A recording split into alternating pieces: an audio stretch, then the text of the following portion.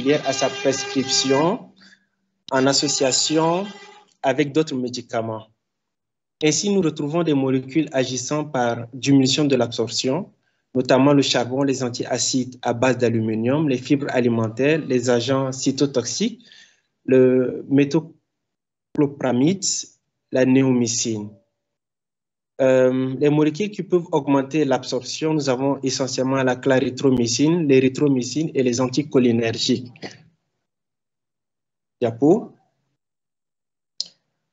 Les molécules qui peuvent entraîner une inhibition de la liaison aux protéines, nous avons le phénobarbital, le phénylbutazone et la warfarine. Ceux qui augmentent l'excrétion rénale, nous avons l'hydralazine, la levodopa.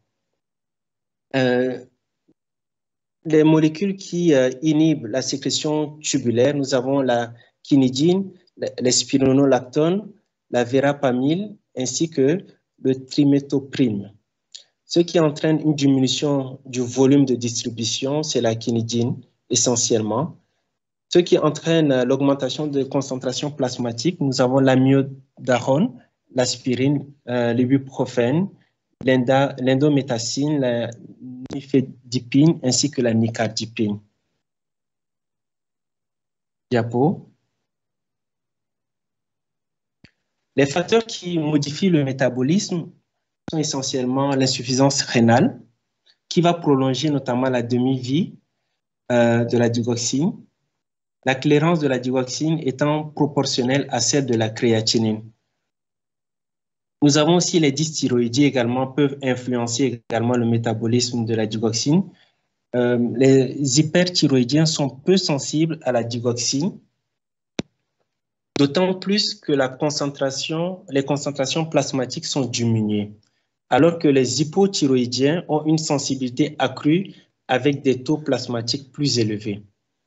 En cas d'insuffisance respiratoire également, l'hypoxie augmente le risque d'intoxication digitalique, favorisant notamment les arythmies atriales. Diapo. Les désordres hydroélectrolytiques, notamment le potassium, l'hypocalémie va entraîner une augmentation de la sensibilité au digitalique et inversement, l'hypercalémie va entraîner une résistance au digitalique qui est mise à profit pour le traitement des intoxications. L'augmentation du potassium extracellulaire inhibant la fixation des digitaliques sur les récepteurs atéphasiques. Le calcium, l'hypocalcémie va diminuer les effets des digitaliques alors que l'hypercalcémie va les augmenter. L'injection du calcium est donc contre-indiquée en cas de traitement digitalique. Diapo. La surveillance se fera par la clinique au travers de la tension artérielle, la fréquence cardiaque, la diurèse, et ne pas hésiter à suspendre le traitement s'il y a une bradycardie.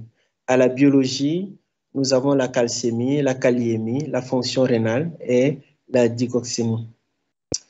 Et aussi, aussi l'électrocardiogramme également. En conclusion, nous pouvons donc retenir que la digoxine est la seule digitalique qui est disponible présentement sur le marché. Ils ont un effet et l'effet, il y a un effet inotrope positif qui est là et qui est recherché. Nous vous remercions.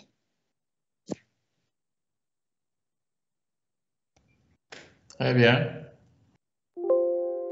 Questions ou commentaires?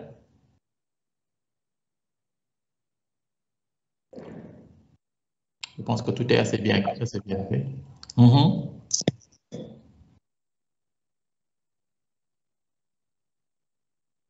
C'est ça. Donc, il a bien précisé les indications. Hein. Parce que maintenant, il n'y a que la digoxine. Les deux autres, je vous avez dit, parce qu'à cause de la toxicité, ça a été retiré. C'était surtout des formes injectables. C'est de l'amide et consorts. Indication, c'est quand vous avez une dysfonction ventriculaire. C'est pour ça que vous avez bien mis 3 croix, cardiomyopathie dilatée, hypokinétique.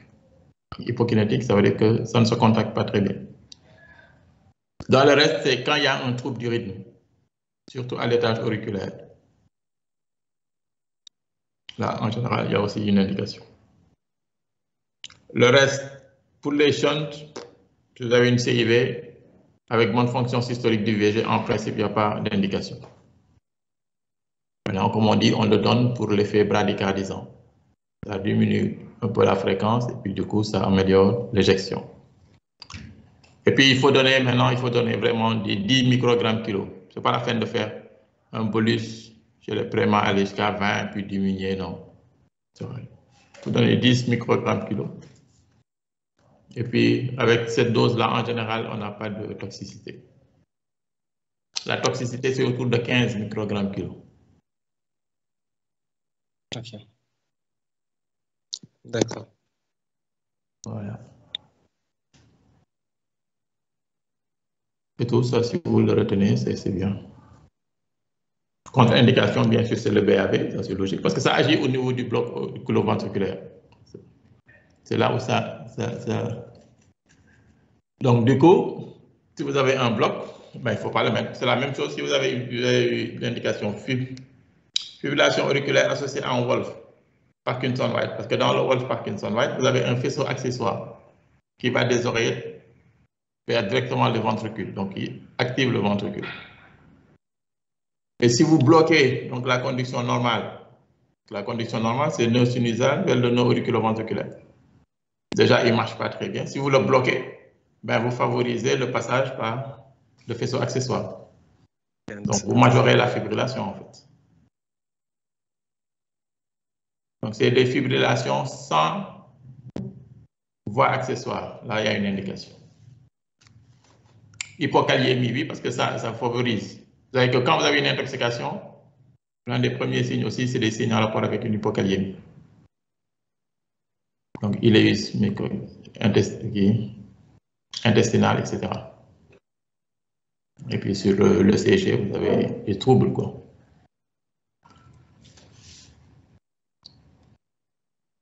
Voilà. Et bien sûr, les obstructions. Si vous avez un rétrécissement aortique, en principe, il n'y a pas de... Sauf si vous avez une dysfonction associée. Mais ça c'est une contre-indication relative. En fait. Mais il faut l'éviter. Si vous avez un obstacle, ce n'est pas bon de donner quelque chose pour forcer l'obstacle.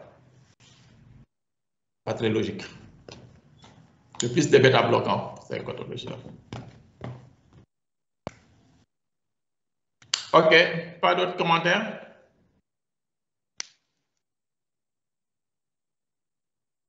C'est parfait. On avait prévu l'examen quand? L'évaluation? L'évaluation, le 27. Le 27, OK. C'est un lundi, professeur. C'est un lundi. Ouais, il faudra me le rappeler au moins le jeudi, comme ça on prépare le tout le vendredi. Je pense que on peut le faire à l'hôpital, non? Oui, oui, bon, je vais appeler la secrétaire. Salle, oui, vous aviez composé dans la salle. Ouais. Oui, oui, on a composé dans la salle. Je vais l'appeler juste pour l'avertir. Et vous étiez à l'aise, oui. OK. Maintenant, professeur, par rapport au cours du devoir, on avait dit anticoagulant, amine vasoactive et bêta-bloquant. OK. Ça aussi, le vendredi, il faudra me le rappeler. Voilà, d'accord. OK. Merci. Et finalement, vous n'avez pas fait pathologie infectieuse, hein? Pour le moment, non, parce qu'on avait continué notre séminaire avec professeur Silla. Donc, là, je suis en train de voir avec Jainaba. OK. Quand est-ce qu'on pourra le faire, Inch'Allah. OK, c'est parfait. Allez, bon courage. Merci.